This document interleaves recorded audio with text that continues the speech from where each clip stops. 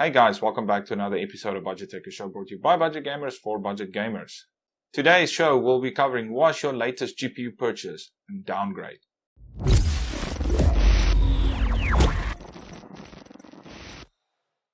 So you've just recently purchased a brand new GPU out of the box. It smells fresh. You put it into your computer and you realize my frames are not that much better, if you see any difference at all.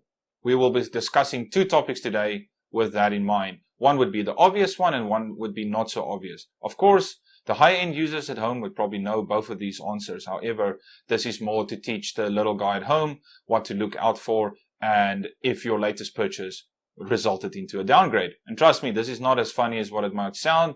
I've had a couple of friends that actually told me the exact same thing. So it's not uncommon and it does happen to people. So let's take the GTX 1080 Ti, for example. It was released back in 2017. Extremely beefy card. It was the flagship of the 1000 series. And still today, it's a very good card. Or you know what? Better yet, let's do a RTX 2080 Ti. Let's up the game a bit. As you all know, the RTX 2080 Ti was the flagship of the 2000 series. And it's a very, very beefy card. Now, the reason why I'm choosing these flagship cards is because I want to just give you guys a great example, or at least a good example of what to look out for. And if your latest purchase was a downgrade, I can prove it right now, right here today on the show. So you have the latest RTX 2080 Ti. Strix Edition, the fastest card on the market by the 2000 series standard. I'm not talking about the Titans. I'm purely talking about the gaming graphics card series. Let's say hypothetically, you can play every game that you want max setting without a problem. 60 frames per second is not a problem. For anyone that owns a 2080 Ti knows this by heart. It's an extremely good card and it can handle every game at high frame rates without a problem. You buy yourself a 3080 Ti, you put it into your computer and you realize there is absolutely no difference in my games. You might see 10 to 12 frames if you are lucky.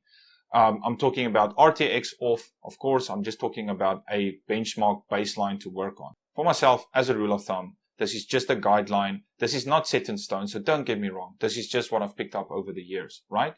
If you have an RTX 2080 Ti, you can say you theoretically in performance have a RTX 3080. As you can see from these benchmarks, the cards are practically the same. Yes, there's a slight difference in percentage, but nothing to get too overly excited about. Now, let me ask this question. Would you have bought an RTX 3080 and then upgraded to a 3080 Ti? Probably not. So for the people that upgrade from a 2080 Ti to a 3080 Ti is the same as going from a 3080 to a 3080 Ti. Performance perspective. Now getting back to the topic of, was your latest purchase a downgrade? I can give you guys a couple of examples. Let's say you have a GTX 980 Ti.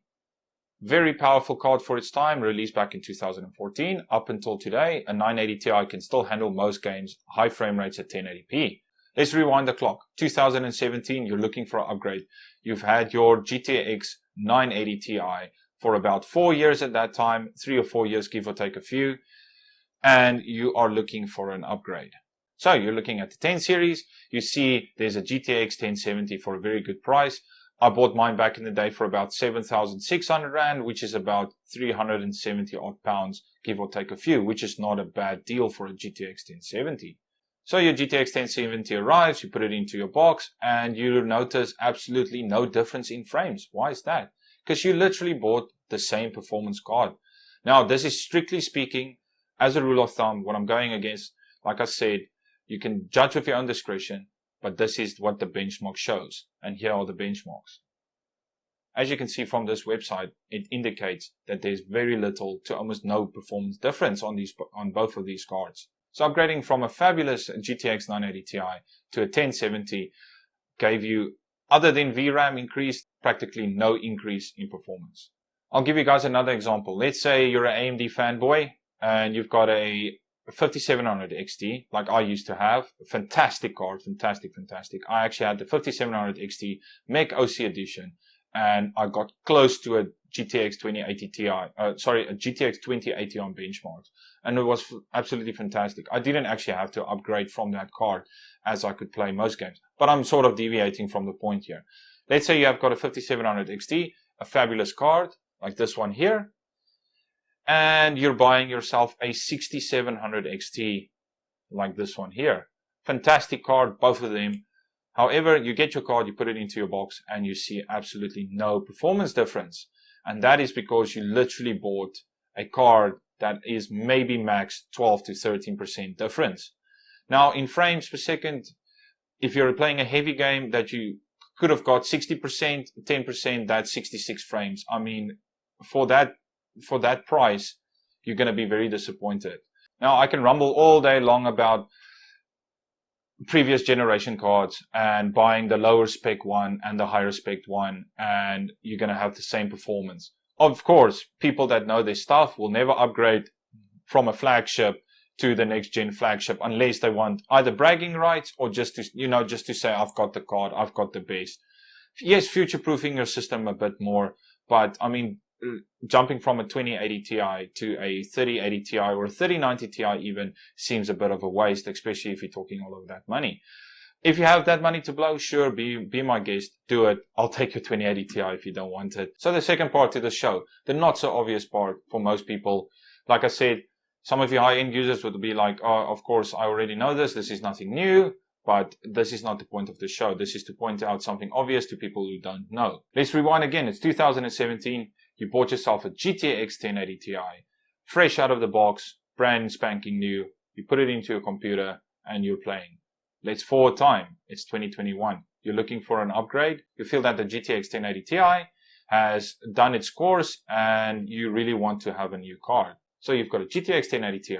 You're looking to trade it for a RTX 3070. So guys, between a RTX 3070 and a GTX 1080 Ti, what card do you think is the better card? Or let's make it a bit more interesting. Between a 3060 Ti and a 1080 Ti, please pause the video right now and leave in the comment section below what you think is the better choice card. Here comes the mind blower. The RTX 3060 Ti is practically the same performance as a GTX 1080 Ti. Some of you might be scratching your head right now and saying, how can a 3060 Ti be the same performance as a 1080 Ti? If you go according to what I use as my rule of thumb, a GTX 780 is the same as a GTX 970. A GTX 780 Ti is practically a GTX 980. Yes, they will have some performance difference, but this is less than 10% in my knowledge or from what I could gather from my research. So they're practically the same cards. If you're going to upgrade from a GTX 780 Ti to a 980, you're probably going to just waste your money. There's a lot of things that implicate a card's performance, like CUDA cores, core count, megahertz, the way the core has been designed, the die size, etc., and so on and so forth. So if this episode has helped you realize that the next card you're going to buy, you won't buy from a 2080 Ti to a 3000 series, and you might actually want to wait till the 4000 series, then I'm happy I could share my knowledge with you.